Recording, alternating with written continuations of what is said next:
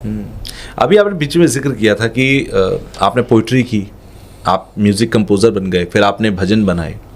मैंने जितना सहज योग को सुना, गूगल पर पढ़ा, मैंने देखा कि सहज योग के अंदर म्यूज़िक का एक बहुत बड़ा रोल है जी। दूसरे मेडिटेशन थेरेपीज जहां मैं देखता हूं तो वहां पर ये कहते हैं कि आप एकांत में जाओ, अकेले बैठ जाओ और आप ध्यान करो और फिर उस ध्यान में आपको सेल्फ रियलाइजेशन होगा। सहज योग में जब हम जाते हैं तो म्यूज़िक से बहुत कनेक्ट करके रखा जाता है। तो ये एक अंतर क्यों है, म्यूजिक की इंपॉर्टेंस क्यों है सहज योग के अंदर? देखिए, म्यूजिक बड़ा डिवाइन चीज है। Actually music is divine. आप देखते हैं कि म्यूजिक की शुरुआत कहाँ हुई। जो भी म्यूजिशियंस होते थे राजाओं के दरबारों में, वो केवल डिविनिटी को इन्वोक करने के लिए रखे गए थे ताकि उनके कार्य सिद्ध हों। जी। अकबर जी के दरबार में तानसेन जी, मैंने ठीक बोला, इस तरह से नवरत्नों में से एक थे। वहीं से म्यूजिक की शुरुआत हुई है। संगीत का मतलब हम इतना समझते हैं कि वो जो घराने बने बाद में प्योर म्यूजिक के, है ना, वो हमें ईश्वर की तरफ ले जाने वाले जरिए थे जी।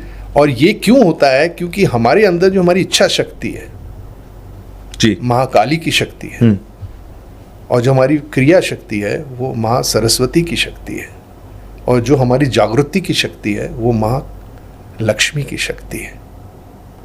तो जब हम गाते हैं जी, तो हम इन तीनों शक्तियों को एनर्जाइज करते हैं अपनी महाकाली की शक्ति से, अपनी इच्छा शक्ति से। दैट मीन्स सारा कंट्रोल आपकी इच्छा में है। अगर आपकी इच्छा प्योर हो जाए तो आप सब कुछ अचीव कर सकते हैं। जब तक इम्प्योर है, इम्प्योर आप जानते हैं, जो वर्ल्डली से हटके जब आप प्योरिटी में आते हैं तो जो गायन है, जो संगीत है, जो ईश्वर से हमें जोड़ता है, जब उसका इस्तेमाल होता है तो वो हमारी इच्छा शक्ति को और ताकत देता है और वो फैलाता है वो वाइब्रेशंस को, जिसके ज़रिए लोग सेटल कर जाते हैं, काम हो जाते हैं। अब देखिए, music is Kameng, music is soothing. Exactly. आप म्यूजिक को बर्बाद नहीं कर सकते। मंदिर में जाकर भजन सुनिए, अच्छे अच्छे भजन सुनिए, आप बहुत ही डिवोशन में बह जाते हैं। आप डिवोशन लेफ्ट साइडेड है बिहेवियर, और लेफ्ट साइडेड वो बिहेवियर अच्छा है हमारा, क्योंकि जब हम बहुत राइट साइडेड होते हैं, हम बहुत अपनी मैं में, अपनी ईगो में घुसे होते हैं, तब हमको थोड़ा सा लेफ्ट साइड ट्रीटमेंट चाहिए कि हम भक्ति में चले जाएं। भक्ति में एक सरेंडर होता है जी। तो भजनों में एक एलिमेंट ऑफ सरेंडर होता है कि छोड़ दो, जाने दो, ईश्वर पे छोड़ दो, जस्ट एंजॉय। तो वो नोट्स भी ऐसे ही बहते हैं, वो सूद और सिल्क तरीके से म्यूजिक चलता है। तो मेरे जीवन में भी मेरी शुरुआत ही उन्होंने ऐसी की कि पहले लेखक बना, फिर मैं कंपोजर बना। मैं कंपोजिंग नहीं आती थी मुझे, पर वो मेरे सामने बैठी होती थी, मुझे कहती थी इसको कंपोज करो। मैं कहा माँ मुझे नहीं आता। मैं कहा करो। जैसे ही उन्होंने कहा और मेरे अंदर से कंपोजिशन बह गई। मैंने कुछ हारमोनियम तो आज तक बजाया ही नहीं। मैंने बिना हारमोनियम के कंपोजिशंस करी हैं, और वही कॉम्पोजिशंस उन्हीं के बातों को लेके जब मैंने गाया तो मेरी आवाज़ ऐसे निकल रही है कि जैसे पता नहीं, मैं खुद रियलाइज़ नहीं कर रहा कि मेरी क्या आवाज़ हो गई। और ये जब 8-10 साल चला तो मुझे बॉम्बे से कॉल आ गया। तो सच में एक बहुत बड़ा मिरेकल है। आपको फील जब हुआ होगा कि ये मुझसे कैसे हो सकता है। अब मुझे बॉम्बे से किसी म्यूजिक डायरेक्टर का कॉल आ गया, हमने आपका कहीं भजन सुना है, आप आइए ऑडिशन करिए, हम आपको फिल्मों में गवाएंगे। अच्छा। सलील चौधरी जी। हाँ, बहुत साल की बात है जी। तो मैं तो श्री माता जी से पूछता था कि माँ ये जो संगीत मेरे से बह रहा है, इसके लिए मुझे बहुत बड़ा कमर्शियल ऑफर आ रहा है। तो उन्होंने कहा बेटा अभी तुम फोकस करो, जो काम तुम कर रहे हो कमर्शियल के अंदर पड़ गए तो ये तुम्हारा खत्म हो जाएगा। तो मैंने फिर वो उसको नहीं किया, नहीं तो मैं कहाँ से कहाँ पहुँच जाता जी।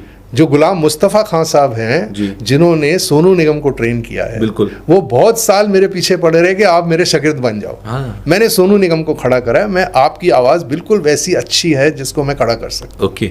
मगर किसी वजह से ऐसा नहीं हो पाया। मैंने ये नहीं कि उनको मना किया हो कभी जी, कोई मेरे हालात थे कि मैं खान साहब मैं नहीं आ सकता। तो मुझे दुख हुआ कि जब वो गुजर गए तो उनका बेटा आज भी मुझे फ़ोन करके कहता है पापा हमेशा आपको याद करते थे, कि आपके भजन सुनते थे तो उनको एक अजीब किस्म की एक अवेयरनेस होती थी, संगीत में कोई वाइब्रेशंस आ गए हैं, कुछ और चीज़ आ गई है। तो आप उनके शागिर्द होते, उनको बड़ी इच्छा थी उनकी। तो मेरे को भी बड़ा दुख हुआ कि खान साहब के साथ मैं सीख नहीं पाया, मगर फिर भी जो है ये हमारी अपनी अपनी किस्मत है। मेरा संगीत आज भी चल रहा है और बिल्कुल without any training, without anything, ये उनकी कृपा है। अच्छा, मैं थोड़ा सा अब आगे बढ़ता हूँ। क्या ये जो तरीका है, श्री माता जी जो हैं, ये एक धर्म में बंधी हुई हैं कि भाई ये हिंदू धर्म की चीज़ें हैं, हिंदू धर्म में बंधी रहेंगी? क्योंकि आप तो बहुत सारे सहयोगी से मिले होंगे, आप बहुत कंट्रीज़ में गए हैं। क्या ये धर्म से हटकर हर एक धर्म में भी है? मुस्लिम भी कर रहे हैं, ईसाई भी कर रहे हैं, यहूदी भी कर रहे हैं। क्या ये धर्म के परे है या धर्म में बंधा हुआ है? कर रहे हैं, सभी धर्म के लोग कर रहे हैं। खाली ये कि इसमें कुछ धर्मों में लोगों ने अपने दरवाजे बंद किए हुए हैं, वो आगे जानना नहीं चाहते, वो अपने धर्म में जकड़े हुए हैं।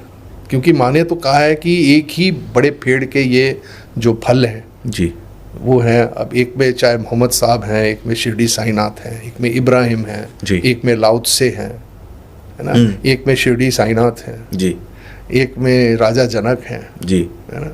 तो इस तरह के जो हमारे 10 आदि गुरु हुए, वो मेन जो हमारे थे आदि गुरु दत्तात्रेय जी, उन्हीं की इनकारनेशंस थे जी, तो वो हमें हमारा धर्म क्या है, मानव धर्म क्या है, उसको बताने के लिए वो उन्होंने जन्म लिया जी, और हम लोगों ने अपना अपना धर्म बना के और अगले धर्मों से अपने आप को अलग कर लिया। श्री माता जी ने हमेशा ये कहा है कि ये सारे धर्म आपके इस वॉइड चक्र में होते हैं जो आपकी नाभि के आसपास होता है।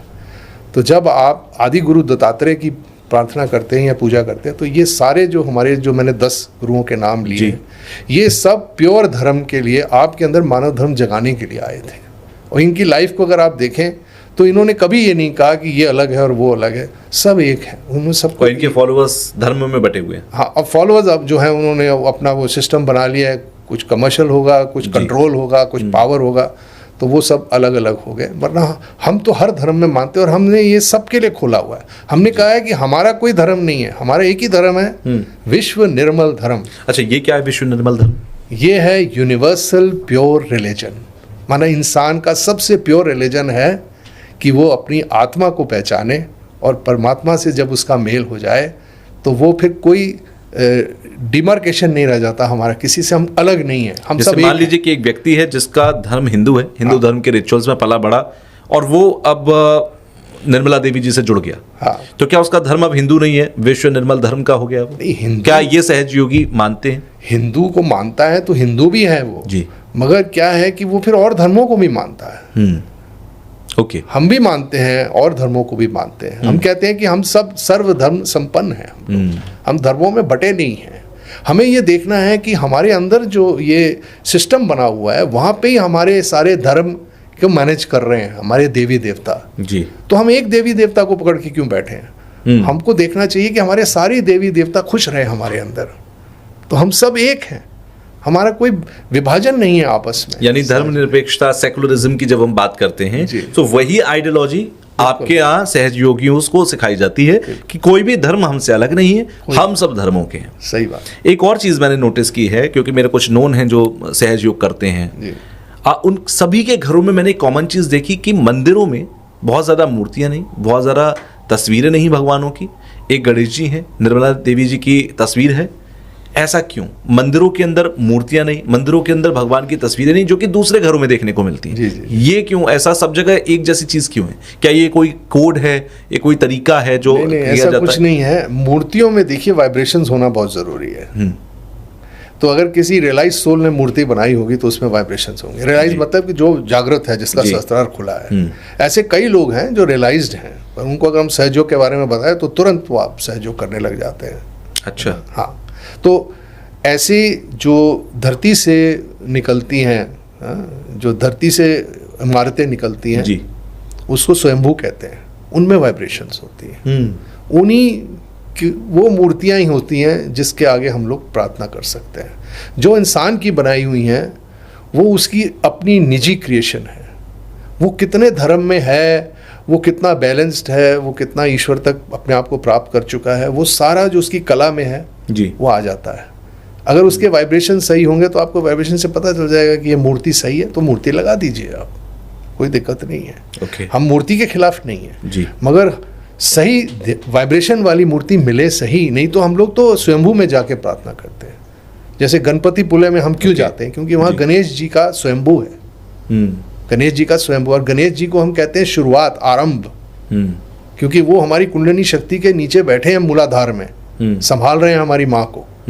उनकी तो कहानी आपने सुनी होगी जी, है ना, कि माँ कितनी गणेश जी को प्यार करती है। और दूसरे हैं उनके जो वायु में हनुमान जी, बिल्कुल, है ना, तो वो कंट्रोल करते हैं एलिमेंट्स को जी। तो ये सब जो माइथोलॉजी है, ये कहीं ना कहीं जाके हमको भी हमें समझ आई है कि इनका सच में पोजीशनिंग क्या है हमारे सहज योग में, कि ये सारे हमारे अंदर बैठे हैं, सब हमारे अंदर बैठे हैं।